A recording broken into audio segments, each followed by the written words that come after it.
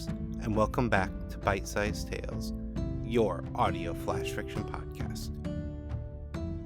For this week's story, have you ever wondered about the downsides to living forever? Our main character knows.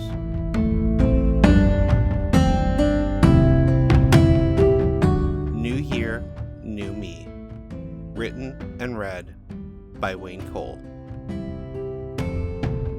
New year, new me, I say, standing in front of a full-length mirror. For most people, the phrase is one of those personal affirmations, but for me, it's a weary resignation. When I say it, I'm not trying to improve myself. I'm giving up an old identity and preparing to start a new one. This is one of the many drawbacks of being essentially immortal. You can only stay in one place so long before people can no longer ignore your lack of aging. They don't want to believe it at first, so they make excuses for you. It takes far longer than a person might expect, but eventually the truth refuses to be ignored. It's best if I leave before that happens. I've learned a few tricks over the years to stretch out just how long I can hold on to an identity. I start clean-shaven and grow a beard as time goes on. Beards always make me look older, giving that illusion of aging. Changes in clothing and adding glasses, that can help as well. They're only delayed tactics, though, at best. It helps to avoid pictures as much as possible. That used to be easy, but these days, everyone's carrying a camera in their pocket. It's become really complicated. People look at me like I'm contagious when I tell them I don't have social media. It's the same look employers give me when I don't participate in retirement accounts that I know I'll never be able to access. As time goes on and technology evolves, creating new identities is becoming more difficult. Databases of fingerprints, social security requirements, and background checks are making it harder to exist without a real documented past. For the first time in my very long life, I'm terrified that the trend might make it impossible to continue after this identity. The most difficult part mentally is giving up everything I've built and starting over as the new guy. Leaving behind everyone I've grown to care about every decade or two guarantees a constant state of loneliness. At the beginning of each new identity, I'm guarded. I swear I won't let anyone get close again. Inevitably, though, people wear down my walls. I let them in, but part of me will always be closed off because I know it'll all have to come to an end. I don't want to do this again, I say. My eyes in the mirror are watering. Then don't. I hear her voice behind me, and it feels like my heart is being ripped from my chest. You don't understand.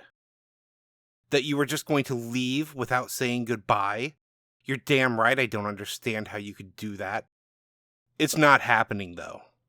I'm taken aback by the anger in her voice. It isn't unexpected, but it still surprises me every time. She isn't the first person to confront me as I try to leave. I have to. No, you don't. She's yelling, but I'm more startled by the folder she throws at my feet than her words.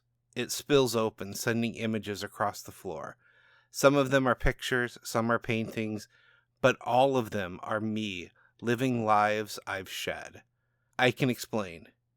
Yes, you can, she says, but you won't. You're getting ready to lie to me. Well, don't. She gestures towards the images. Those aren't relatives or people who look like you. For just once in our relationship, why don't you try telling me the truth? She looks at me then, really looks at me, like her eyes are staring into my very soul. Do you even know how to do that anymore? How? I ask as I gather the contents of the folder. My instincts are screaming to destroy them, but it's far too late for that. You're not as good as you think you are, she says, and maybe I have a few secrets of my own. If you know, then you must see why I have to go, I plead. She scoffs. There you go again, assuming you know better than everyone else. Were you always an egotistical ass, or did that come with age? A bit of both, I say, my tone light, trying to diffuse the situation. Oh no, you don't get to joke your way out of this one. If you're going, She punctuates her next words by poking me in the chest with each one. I'm going with you. It's not that simple, I say, and I hate how whiny my voice sounds. I'm pregnant. It feels like the world drops out from under me. I'd given up the dream of being a parent a very long time ago. Would a child be immortal like I am, or would I have to watch them grow old and die? In that moment, I'm confronted with a sobering realization. I run not only to avoid discovery, but to protect myself from watching the people I care about die. I am a coward, but there are some things even I can't run from. Really? I ask.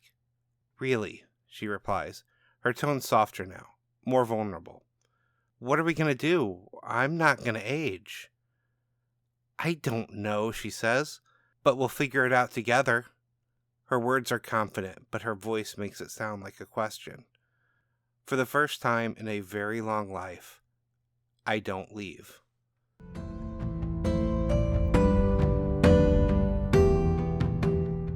And now a word from our author. I wrote the story just after New Year's. I am not a New Year's resolution person. I feel like if you're going to make a change in your life, you can do that anytime, and waiting for some arbitrary day to start it is just a sign that you're not actually ready to make that change. The phrases and cliches that come around it, though, those I thought I could work with. And I thought about that phrase, New Year, New Me, and immediately what came to mind were properties like Highlander and a book that I had recently read, Immortal People That Have to Keep Changing Their Identities, a new year and literally a new you. From there the story started, and like usual, it took a life of its own. When I began writing, I had no intention of there being another character in the scene, so you can only imagine how surprised I was when she dropped the line about being pregnant.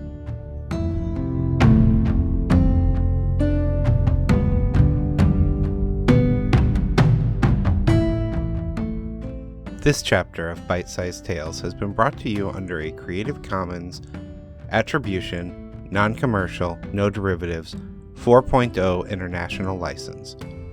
Intro and outro music is Fantasy Motion by Alexander Nakarada, provided under a Creative Commons 4.0 license. If you enjoyed what you heard today, we would greatly appreciate reviews and recommendations to your friends. Finally, for more information about our authors, please visit bitesizedtales.com. We look forward to reading to you next time.